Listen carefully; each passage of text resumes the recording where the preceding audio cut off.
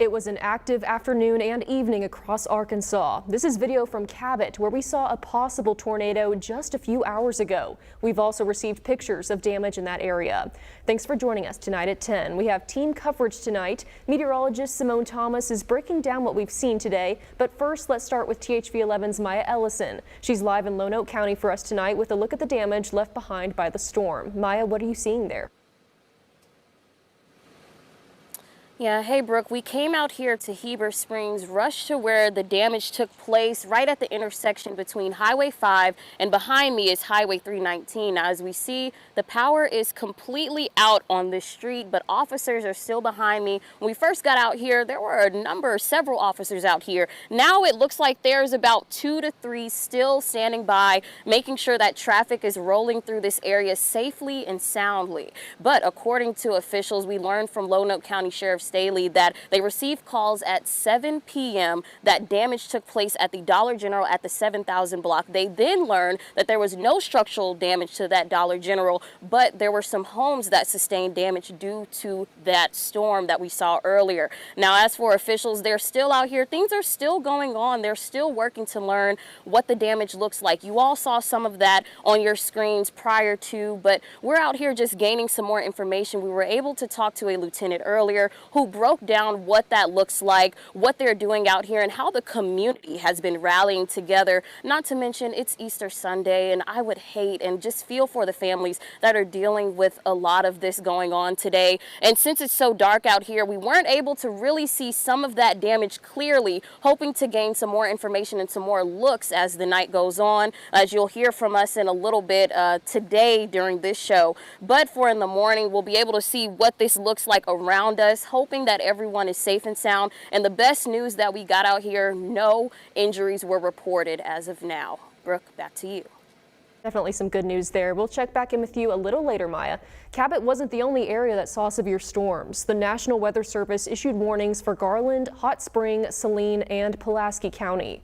These are just a few of the videos you sent us throughout the afternoon as the storms moved across the state. We got a lot of pictures and videos of downed trees, and also, as Maya mentioned, some homes even got some damage. Yeah, it's been a pretty busy afternoon and evening least. for us. You know, things started popping off around Polk County around about 1:45, and just from there, it's been pretty active. Now, over the past hour, we have seen things calm down a bit. That line of storms moving into northeast and southeastern Arkansas, really just the eastern third of the state. The good news is no active warnings to report at 10:03. Now, we do still have a tornado watch in effect. We'll talk more about that in a second. That's still in effect for some portions of the state. But what we're tracking right now in northeast Arkansas, when we last touched base at 8:30 on that stream, we still had some warnings up there, but now those storms have lost their strength. We're not dealing with any warnings. To our south, there are a few special weather statements up for some of these storms, really just producing up to 50, 55 mile an hour wind gusts. But we do still have the tornado watch in effect until midnight for the eastern third of the state. So even after the end of this show, I'll be hanging around at least until midnight. So if we do get a spin up tornado, we'll break in like we've been doing in the afternoon, bringing more updates. But good news is things are quiet right now. If you live in Little Rock metro areas west of that, you're free to go to sleep tonight. Hopefully you can have a great week. I'll talk to you more about the week ahead in that 11-day outlook. And you can download our app, THV 11 Plus, to make sure you're staying weather aware when severe weather hits us here in Arkansas. We'll have weather impact alerts, radar, and live streams to make sure you and your family stay safe. Just search THV 11 in the App Store or Google Play. Moving over to crime now, where tonight a man is behind bars in Pulaski County facing charges for murder and possession of a handgun. 61-year-old Ralph Lettner was arrested today after deputies say he went up to a neighbor's door and told them he killed his wife, 50-year-old Kimberly Lettner. When officers went to their home, they found her unresponsive from an apparent gunshot wound, and she was later pronounced dead. Sheriff Jones asks anyone with information to call the number on your screen. And the Pine Bluff Police Department will take part in the National Drug Takeback program. That's set to take place this upcoming Saturday, April 26th, from 10 a.m. to 2 p.m. at the Anderson Building. The goal of the program is to keep the community safe by giving people the chance to drop off unused or expired medications with no questions asked. Just weeks after an incident involving members of the Trump administration using the platform Signal to exchange information about a military strike on Yemen comes a new report indicating the defense secretary used Signal to discuss the military strike with civilians, including family members. CBS's Christian Benavides has more. In an article published Sunday, the New York Times reports Secretary of Defense Pete Hegseth shared detailed information about impending airstrikes in Yemen on Signal to a number of civilians, including his wife, his brother, and his personal lawyer. According to the New York Times, Hegseth shared in the Signal exchange details of the attack, including flight schedules for the warplanes involved. The report comes a month after it was revealed senior administration figures, including Hegseth, Vice President J.D. Vance, and National Security Advisor Mike Waltz, mistakenly shared the details of the airstrike with the editor of The Atlantic instead of using high-security communication systems available to them. Back then, Hegseth denied putting sensitive information at risk. Nobody's texting war plans. There's no units, no locations, no routes, no flight paths, no sources, no methods, no classified information. This comes as lawyers for the Trump administration are urging the Supreme Court to allow deportations of Venezuelan men they claim are criminal gang members to continue. The deportations remain paused while justices consider the matter. The administration's filing came hours after a rare weekend ruling by the justices which halted deportation flights. The migrants are currently being held in a Central Texas detention center. Christian Benavides, CBS News, Miami. In a post to Truth Social, the president wrote, quote, "Happy Easter to all, including the radical left lunatics who are fighting and scheming so hard to bring murderers and well-known MS-13 gang members back into our country."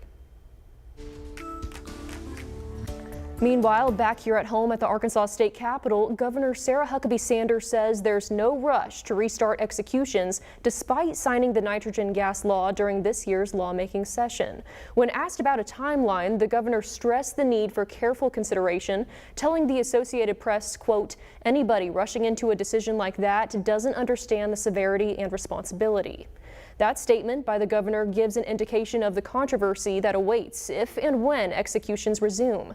The move by lawmakers to join 2 other states in using nitrogen gas to carry out the death penalty has already reignited fierce arguments from both sides. THV 11's Rebecca Brown takes a closer look through the lens of an earlier execution that has many questioning the state's justice system. These individuals, if they walk in our society, can take lives. And I will protect life through this method. Horrific act of violence cannot be a horrific act of violence. It doesn't make us tough. It doesn't make us just.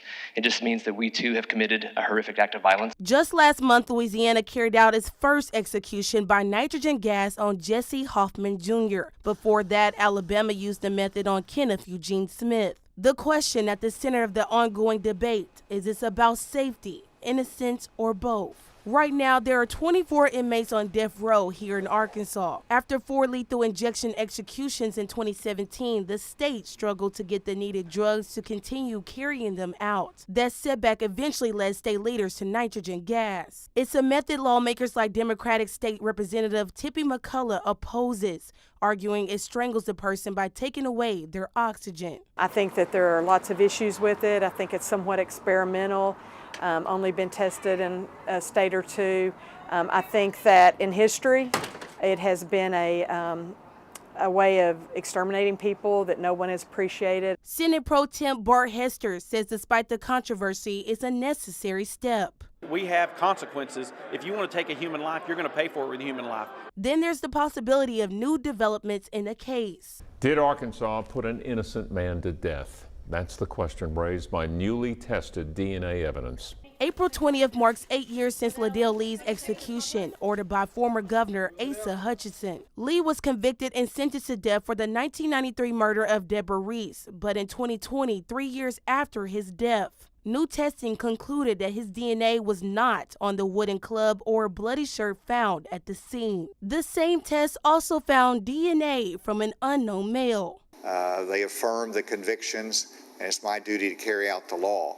It's cases like Lee's that Democratic State Representative Nicole Clowney says she voted against the nitrogen bill. I am not presuming to know the truth of what happened in that particular case. But what I do know is that we spent a lot of time today talking about giving people, the worst criminals of the worst, what they deserve, and presuming that those are the only people who will be impacted by this bill if it becomes law. But they won't be. Because as long as humans are responsible for these decisions, we will get it wrong sometimes. 2 years later, after leaving office, Hutchinson remembers Lee's case as one of the toughest decisions of his administration. We sat down with the former governor to look back at Arkansas's most recent executions and to get his take on the new law. And the bill that allows for nitrogen hypoxia to now be a method of execution in Arkansas. So have you followed it, and what are your thoughts on that now becoming a tool for the Department of Corrections and for Governor Sanders? I have followed it, and I think the legislature did a good job in evaluating what methods of execution can be safely and humanely used, and does not violate the 8th Amendment. And you've seen the experience in, I believe it's 3 other states that have used. But as Arkansans look ahead to what's coming, many say their views haven't changed. This is not an easy decision. It never will be an easy decision. I hope it wasn't easy when they took the life of the victims that they took. We can't fight violence with violence. And we need our judicial system to be our guardrails when our best, most loving selves are blinded by grief and trauma. In Little Rock, Rebecca Brown, THV 11 News. We have reached out to members of the Board of Corrections who didn't want to comment yet as they work out the details of this new law. Well, after the last of the rain moves out tomorrow morning, we'll be left with a few clouds at least through middle day. And we've got some sunshine and highs in the upper 70s to lower 80s. Your full 11-day outlook is coming up after the break.